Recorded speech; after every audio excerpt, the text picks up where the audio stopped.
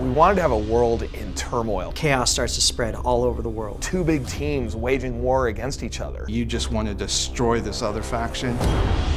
End of Nations really began as a core idea. What would the very near future be like if the economy actually did collapse? If, you know, the world really gave rise to a military power that controlled everything. We wanted to have a definite villain, which is the Order of Nations. Under the guise of a goodwill mission, they start providing the peace and stability that the world's governments are unable to provide. And before anyone realized it, they had the power. Now they feel that their one world order is a very good thing that's key to the success of the planet. But there's a lot of rebellious forces because the Order of Nations strips you of your civil liberties. There's a lot of forces that want their freedoms back.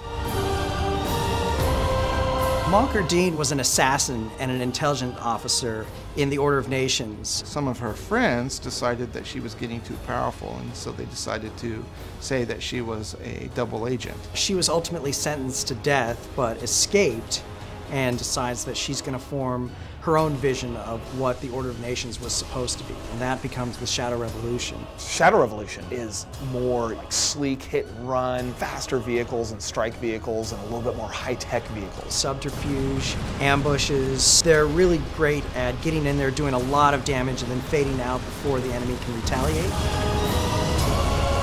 The Liberation Front is more about your democracy. They believe in honor and integrity. They believe in the way things were. The Liberation Front was a culmination of several different resistance movements started in the United States. It took somebody like Alec Chase, who was a war hero, to kind of unite these different resistance groups. It was when he was reassigned to quell a riot in Miami that he went AWOL because he refused to turn against his own citizens. Then he teamed up with Mary Dickinson, who was the deposed Lord Chancellor in England, and together they formed the Liberation Front. The Liberation Front, a lot more big traditional heavy-duty tanks and aircraft and hardware. They look for the straight-up fight. They're not the types that hide in shadows and duck around corners. They come out with all guns blazing.